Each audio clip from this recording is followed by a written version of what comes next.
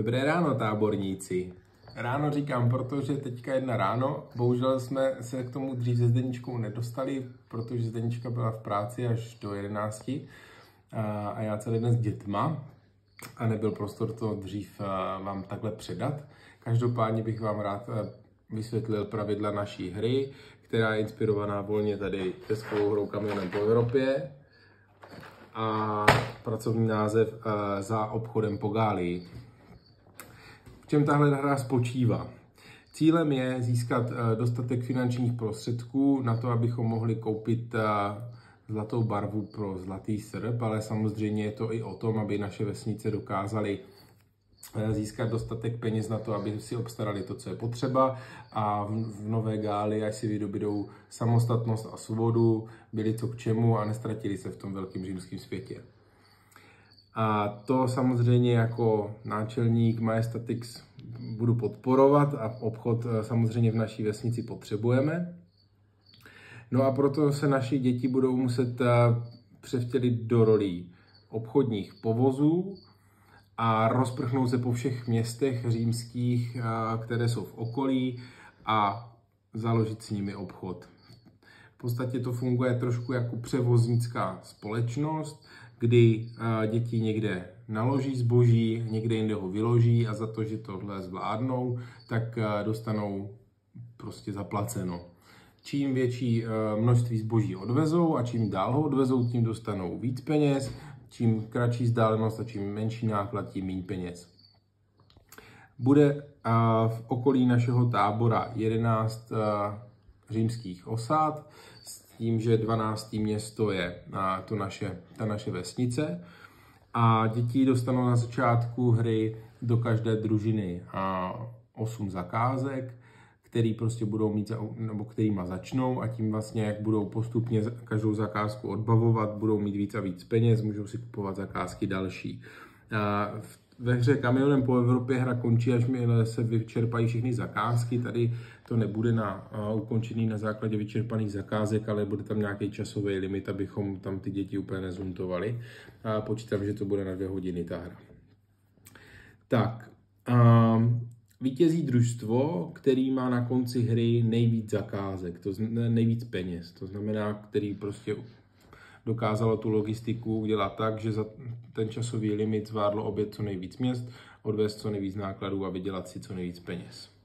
V každém družstvu jsou 2 hlavní role. Je na dětech, jak si to rozdělí, a důležitý je, aby ten povoz mohl táhnout nějaký zvíře, takže tam budou potřebovat koně, takže si řeknou, kdo z nich bude kůň, a kůň může táhnout až 2 povozy. A logicky povoz je ten další člen týmu. A může se stát, že budou 4 dvojičky, nebo když budeme mít nějaké družstvo, kde prostě bude lichý počet hráčů, tak se hodí, že jeden kůň může táhnout 2 povozy.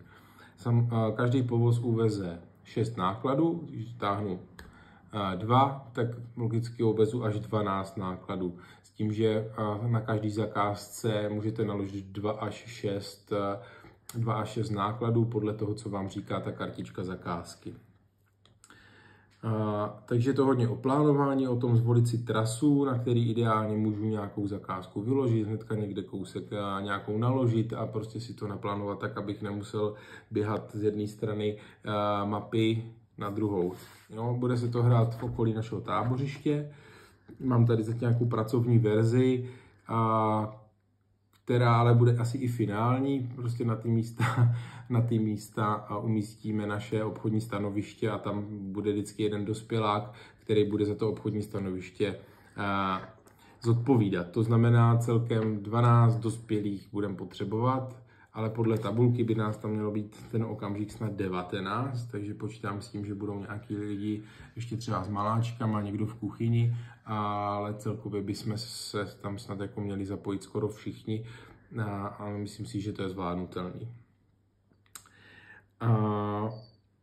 Náklad, který převáží děti, představují takové žetonky, nezaměnitelný, a nebude se obchodovat jako s penězma.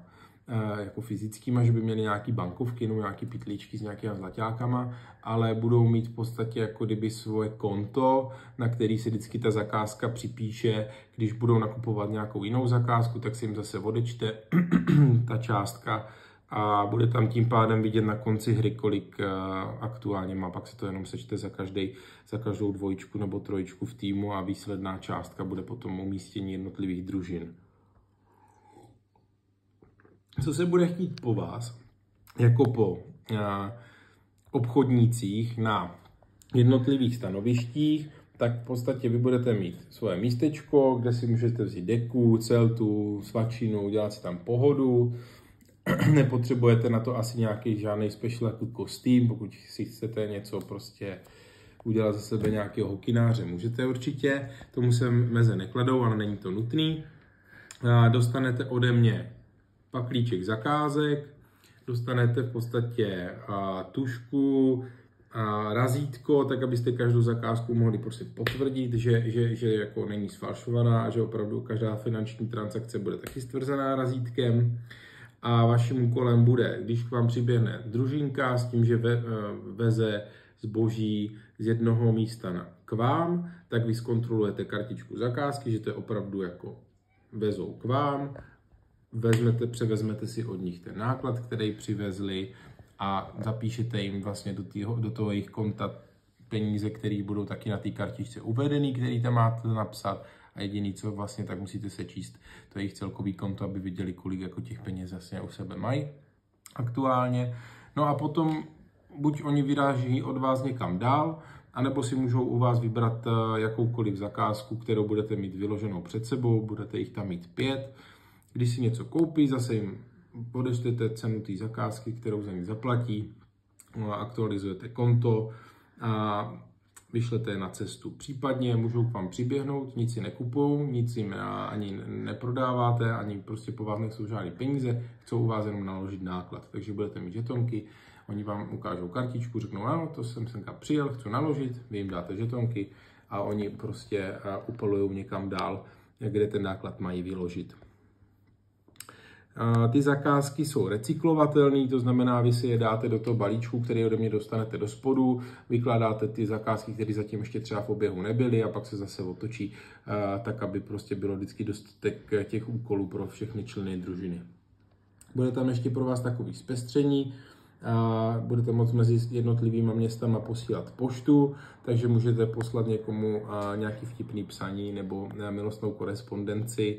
Je dobrý si zjistit případně, kdo kde bude sedět, abyste to neposílali třeba někomu jinému za nějaký drobný potom příspěvek za doručení pošty a to bude vlastně takový jako zpestření navíc pro vás a je samozřejmě i pro hráče, který pošty dovezou neomezeně, protože je lehká.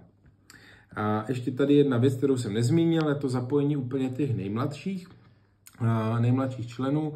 Ty nebudou soutěžit jako kdyby za žádný družstvo a budou v podstatě trošku sami na sebe, ale budou putovat mezi těma jednotlivýma stanovištěma a to tím způsobem, že to je těžký povoz, který převáží peníze pro Cezara a pokud ho nějaký družstvo naloží a odveze ho spolu s tou zakázkou někam do toho cílového města, tak jim tu zakázku zdvojnásobí. Dostanou dvakrát tak velkou odměnu. Důležitý je, že toho maláčka nemůžou vést dvakrát po sobě, takže ho prostě musí vyložit a pak si ho musí vzít někdo, asi klidně jiná dvojice, ale ne prostě ti stejní, co ho tam přivezli. A je to tak, že opravdu těžký povoz se veze, to znamená, maláček se veze na rameni, nebo ho udělají stoličku a ponesou ho prostě spolu, nebo se budou střídat. Cílem je, aby ty maláčky tam necasnovali a netahali je po louce sem a tam, aby z toho nebyli otrávení a uřvaní. Takže si myslím, že si to můžou užít jak děti, tak i ti úplní maloušci. Tak a v rámci ještě celého toho území se budou pohybovat nějaké římské patroly. Pokud narazíte na římskou patrolu, ta vás samozřejmě zkontroluje náklady, jestli máte všechny dokumenty v pořádku a pak se u střetu s Římany hází kostkou událostí a to se pak dozví naši hráči, co se jim přihodilo. Může být to událost pozitivní, neutrální i negativní, takže to je potom jenom takový zpestření, kdyby nás už bylo ještě víc, A samozřejmě ti Římani se můžou potom střídat. A nemusí to být furt ti stejní lidi, když někoho nebude se bavit sedět celý 2 hodiny u nějakého stanoviště, tak prostě se může s nějakým Římanem prohodit.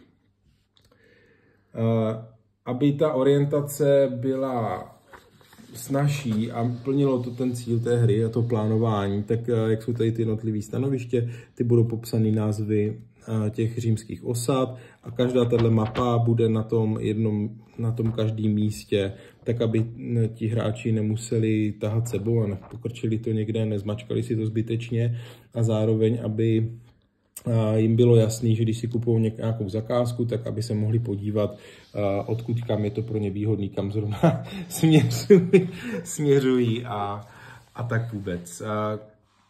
Pokud si někdo bude chtít mapu obkreslit, asi se tomu meze nekladou, proč ne? To necháme potom na uvážení každého z hráčů. Takže tohle bylo za mě takhle v kostce a ještě jednou se omlouváme za strpení, nebylo to úplně 24 hodin, ale doufám, že jsme splnili to, že každý den bude nějaká hra představena a rádi bychom štafetu předali dál a myslím, že se angažovali Berkovi s nějakým programem, takže Ondra Berka se Zuzkou doufám, že nám zítra taky pošlou něco hezkýho